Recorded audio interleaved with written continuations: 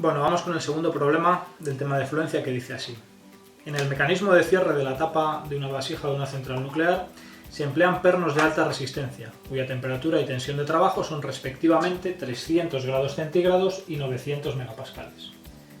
Temperatura 300 grados centígrados, tensión de trabajo 900 megapascales. En un material que tiene un módulo de elasticidad de 195 gigapascales y un límite elástico de 1200 megapascales. Y el cometido de estos pernos es mantener unidas dos placas, supuestas estas, en una primera aproximación perfectamente rígidas. Es decir, tenemos dos placas,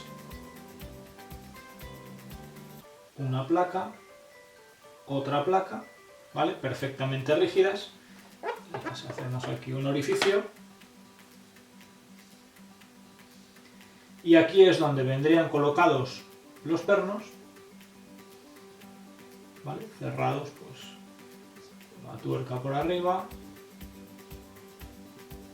y una tuerca por abajo, ¿vale? Este sería el perno, que está uniendo estas dos placas que nos dicen que son infinitamente rígidas. Debido a las estrictas exigencias de seguridad, la tensión de apriete de los pernos no puede disminuir más de un 10% a lo largo de su vida útil. Es decir, esta tensión, lo máximo que puede caer es un 10%. Entendiendo como tal, lo de la vida útil, el periodo transcurrido entre paradas de recarga.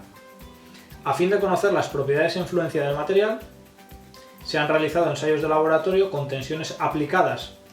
Cambiamos de lo que le pasa al componente al laboratorio, ¿vale?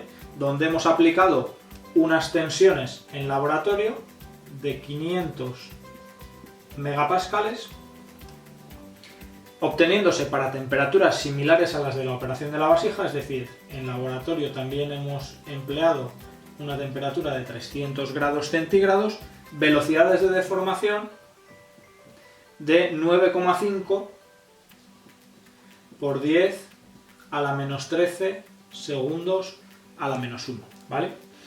Lo primero que se pide es, asumiendo que el mecanismo de fluencia predominante es de tipo potencial con un exponente igual a 4, ¿cuál es la máxima vida útil previsible en las condiciones de trabajo descritas? Bueno, antes de entrar a ver cómo se comporta el componente, vamos a ver si podemos obtener la ley de comportamiento de influencia del material, ¿vale? Fijaos que para determinar esa ley nosotros hemos realizado un ensayo de laboratorio a la misma temperatura de trabajo, es decir, a la temperatura que nos interesa y a la tensión de 500 megapascales. Si recordáis del problema 1, la ley de comportamiento de influencia general para un material que se ajusta a una ley de tipo potencial era A por la tensión elevado al exponente por E elevado a menos la energía de activación del proceso, R constante de los gases ideales y temperatura, ¿vale? Necesitábamos tres parámetros característicos del material: A, N y la energía de activación del proceso. En este caso, N nos lo están dando en el enunciado del problema, nos dicen que es 4. Nos quedaría por conocer, en principio, para tener calibrada por completo la ley de comportamiento de influencia de este material, dos parámetros, ¿vale? El coeficiente A y la energía de activación del proceso. Solo tenemos un dato, luego difícilmente vamos a poder obtener dos parámetros teniendo un único dato experimental. Sin embargo, fijaos que nosotros el ensayo de laboratorio lo hemos realizado a la misma temperatura que nos interesa. Es decir, para nosotros esta temperatura, que es la única, insisto, que nos interesa, es constante tanto en el componente estructural que vamos a analizar como en el ensayo de laboratorio. Luego, a efectos de la resolución de este problema, podemos agrupar todos estos términos, ¿vale?, dentro de una constante, de tal manera que la ley de comportamiento de influencia que yo puedo utilizar asumiendo esa temperatura constante, pues se me simplifica a una simple ley de tipo potencial, donde conozco el exponente y donde lo único que me queda por determinar es ese coeficiente donde yo he agrupado todo lo que depende de la temperatura, que para mí en este caso, en esta ocasión, va a ser constante, ¿vale? Y con esto, pues ya fijaos, tan solo tengo que sacar un único parámetro, ahí ya sí que tengo datos, ¿vale? Tengo un ensayo de laboratorio, solo necesito ajustar un parámetro, luego puedo hacerlo. Pues simplemente con la velocidad de deformación que yo he observado en laboratorio, 9,5 por 10 a la menos 13 segundos a la menos 1, B, la tensión a la que yo he hecho los ensayos, 500 megapascales elevado a 4, de esta relación puedo sacar el valor de B que a mí me permite pues tener la ley de comportamiento de influencia del material que yo puedo utilizar luego para la evaluación de mi componente estructural. Este valor de B a mí me queda igual a 1,52 por 10 a la menos 23, que al igual que en el caso 1, pues será válido, cuidado porque tiene unidades, siempre y cuando yo trabaje con las tensiones en megapascales y con las velocidades de deformación en segundos a la menos 1, ¿vale? Luego, de esta forma, con el ensayo de laboratorio que yo he realizado, tengo una ley de comportamiento de influencia del material que me vale para la temperatura en la que yo estoy interesado, que son 300 grados centígrados. Luego ya tengo esta ley del material, de momento pues ya me olvido del ensayo de laboratorio y me centro en el componente estructural, ¿vale? Componente estructural que hemos dicho que son unos pernos que sujetan dos placas supuestas infinitamente rígidas, ¿vale?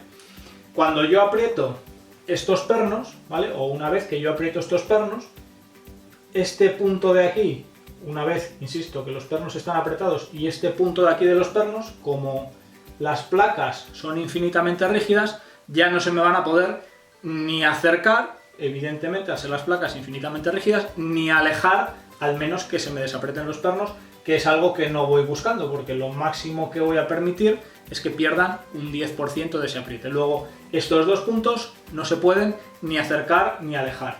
Sin embargo, este componente está en un ambiente de altas temperaturas, luego es esperable que sufra fenómenos viscosos, es decir, que sufra, al estar sometido a cargas, tensiones que en este caso son elevadas, de 900 megapascales, es esperable que sufra fenómenos viscosos, que experimente deformaciones debidas a la fluencia. Sin embargo, este punto y este otro punto de aquí no se pueden ni acercar ni alejar, ¿vale? Entre ellos. Luego, ¿qué tiene que pasar para que el componente del material, sufriendo deformaciones viscosas, esos dos puntos no se alejen? Pues que haya una compensación de esas deformaciones viscosas por vía de deformaciones elásticas, es decir, que lo que se me deforme viscosamente el material, pues por otro lado esté compensado por una deformación o un incremento de la deformación negativa de la parte elástica.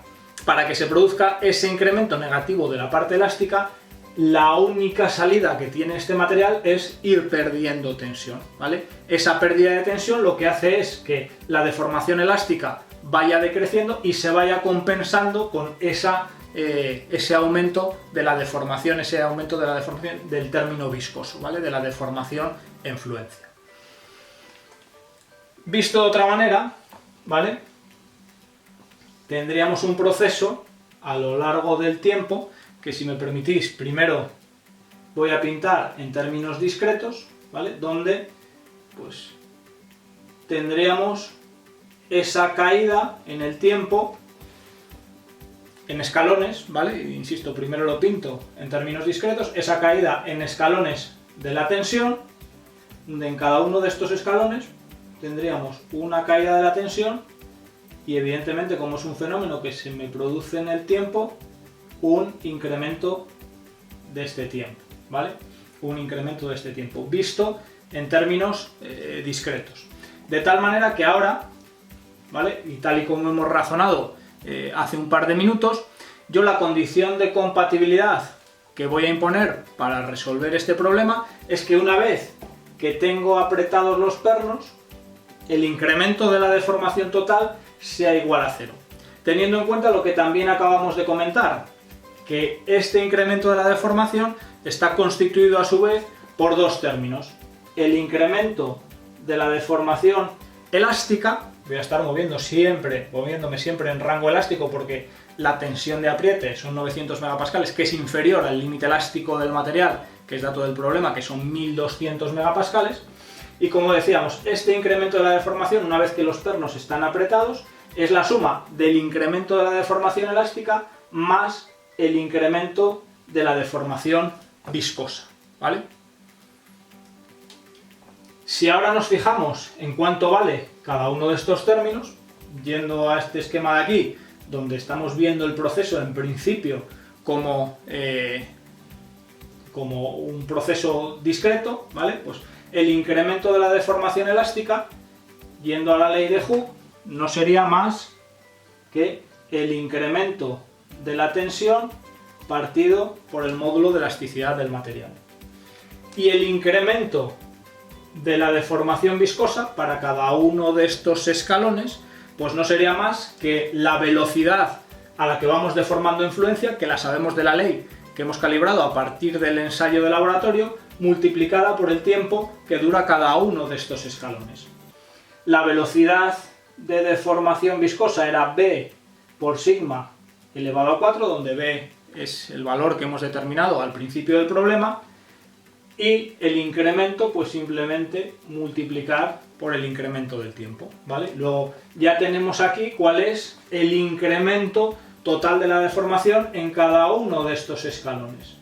Y ahora lo único que tenemos que hacer es dar el salto de este proceso que estamos viendo de forma discreta con estos escalones a lo que en realidad va a estar pasando en el componente, en el material, que es un proceso no discreto sino continuo, es decir, cada uno de estos escalones se tienen que reducir tanto, pues como se tienen que reducir hasta que se nos hacen diferenciales. Luego, en realidad, la ecuación de compatibilidad que nosotros tenemos que expresar aquí, pues es simplemente cambiar los términos incrementales por términos diferenciales, ¿vale?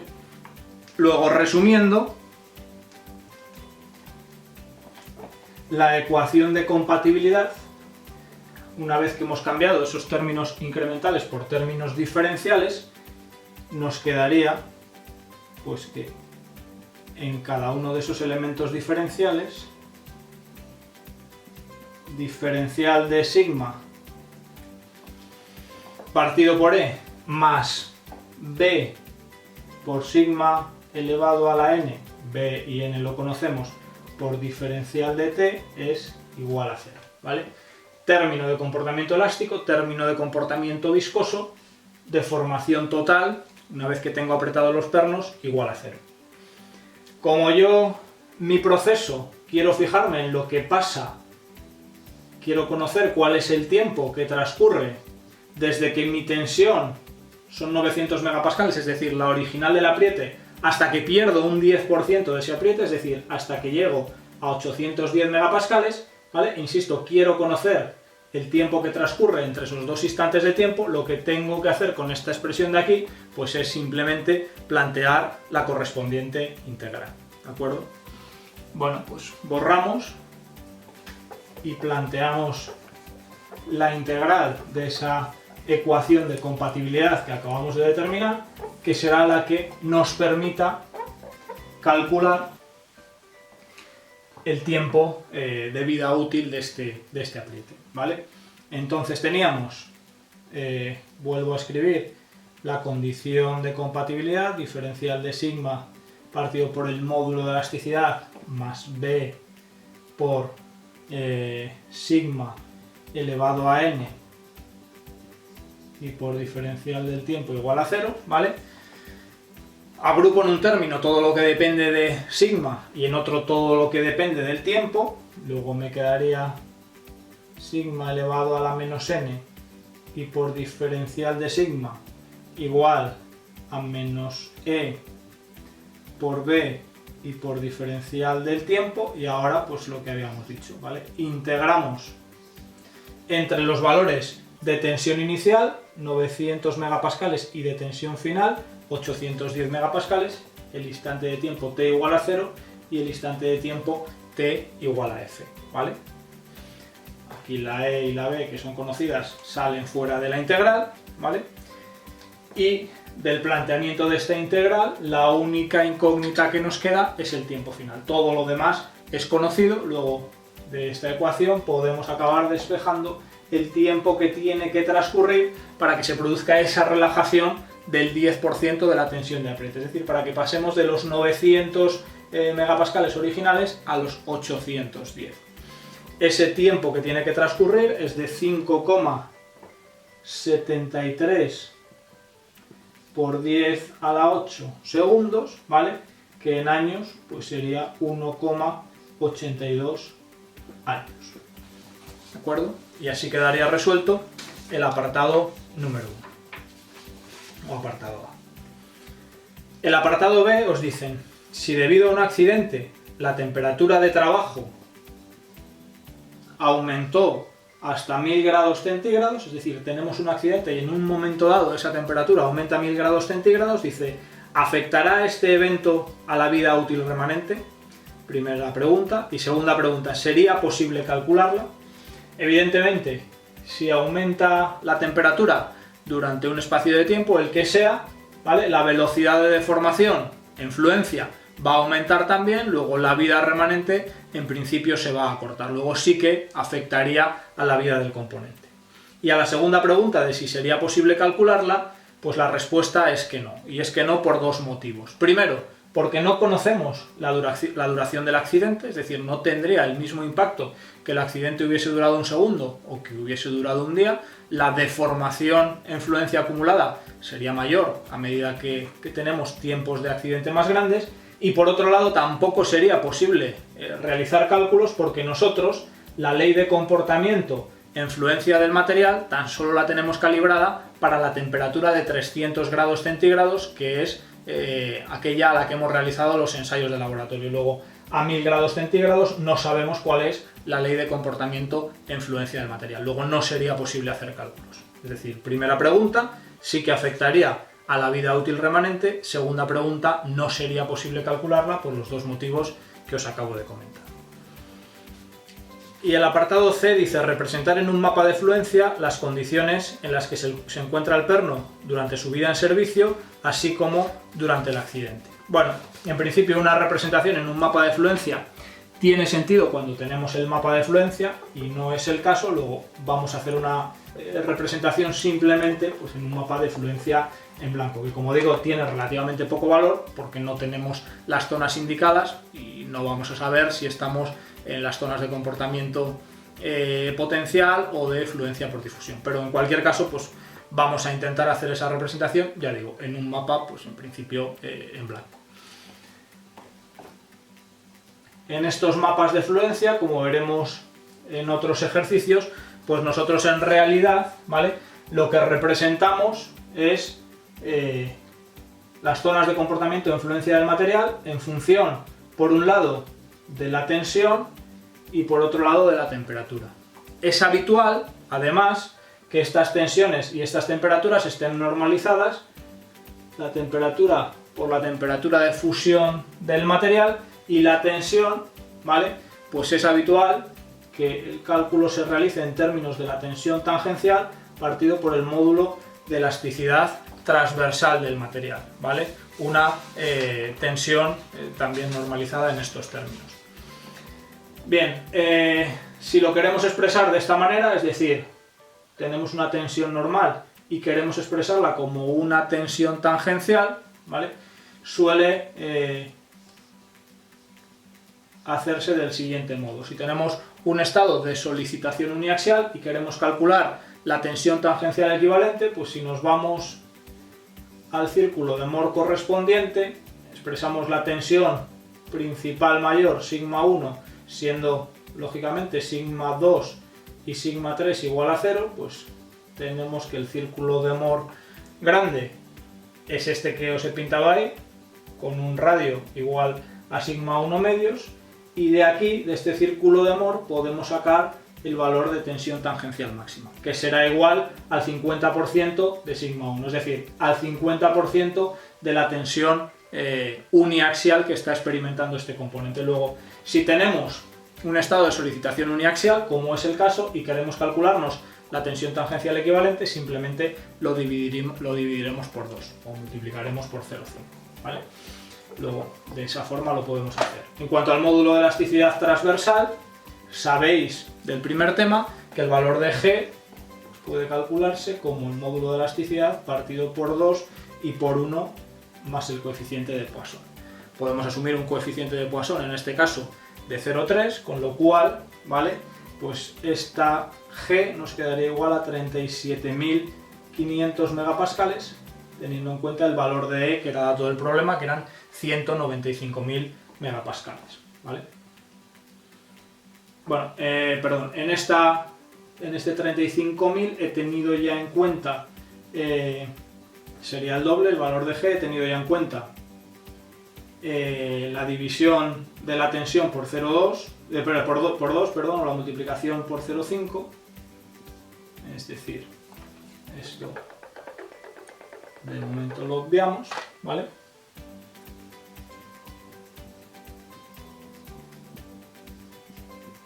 ¿Vale? De tal manera que para pasar de tensión normal a tensión tangencial normalizada en este caso, pues tendríamos que dividir la tensión normal por 37.500, ¿vale?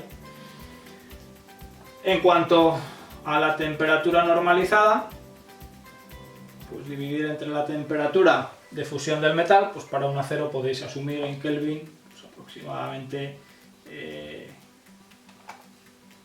1300 grados centígrados, luego 1573 Kelvin podría ser algo razonable, ¿vale? Luego, para representar esas temperaturas en el mapa de fluencia, simplemente dividiríamos nuestra temperatura de operación en Kelvin entre la temperatura de fusión del metal, pues aproximadamente 1573 Kelvin. Todas estas operaciones, insisto, no serían más que para pintar los puntos de trabajo de nuestro componente en términos de una tensión tangencial normalizada y de una temperatura homogénea o normalizada también en base a la temperatura de fusión del metal. Si no conocemos las zonas de comportamiento de fluencia, insisto, pintar aquí puntos en este mapa de fluencia nos va a decir muy poco, ¿vale? Pues simplemente estamos pintando puntos en un espacio en blanco, pero bueno, que nos sirva de ejercicio o de práctica para problemas posteriores. Bueno, para las condiciones normales, donde vamos a estar trabajando entre tensiones de 800 y 900 megapascales, pues nos vamos a estar moviendo en tensiones tangenciales normalizadas entre 0,024 y 0,0216, ¿vale? Es el resultado de dividir 900 entre los 37.500, de dividir 810, 900, y de dividir 810 entre 37.500. Y en cuanto a las temperaturas, para las condiciones normales de operación, es decir, esos 300 grados centígrados, 573 Kelvin, entre temperatura de fusión que hemos asumido en Kelvin, también pues nos quedaría 0,36. Luego, representando en el mapa de fluencia las condiciones de operación normal, nos estaríamos moviendo entre un valor de 0,024 al inicio de la operación, cuando teníamos 900 megapascales, y entre un valor de 0,0216 correspondiente a 810 megapascales, ¿vale? Y todo ello para un valor de abscisa igual a 0,36. Ahí nos estaríamos moviendo. Podemos representar en este no mapa de fluencia el comportamiento experimentado, los puntos correspondientes a ese hipotético accidente, ¿vale? No sabemos en qué momento se ha producido ese accidente, si cuando teníamos prácticamente una tensión nada relajada o todo relajada, luego puede ser en cualquier instante entre esos dos puntos extremos, luego vamos a suponer que es por aquí. ¿Qué le sucede al material, al componente en ese caso? Pues que se aumenta repentinamente su temperatura, ¿vale? La temperatura del accidente os dicen que eran 1000 grados centígrados, en Kelvin 1273, entre 1573 nuevamente, pues lo que tendríamos es una temperatura homogénea de 0,81. Luego, instantáneamente, el material se nos va a mover hasta ahí, hasta la abscisa de 0,81. Lo que dure el accidente, pues estará produciendo la relajación del material, también como teníamos esa otra temperatura, a más velocidad, porque evidentemente estamos con una temperatura mayor, luego la velocidad va a ser mayor. Cuando acabe el accidente, recuperaríamos la posición original, ¿vale? Y ahí, de nuevo, hasta alcanzar los 810 megapascales. Luego este sería el camino que recorrería el material considerando ese hipotético accidente. Insisto, valor de esta representación, pues si no tenemos las zonas de comportamiento de influencia del material, pues escaso, ¿vale? No nos está diciendo nada y simplemente sirve como ejercicio para representar puntos en un mapa de fluencia, algo que puede ser de utilidad en alguno de los ejercicios que vengan a continuación.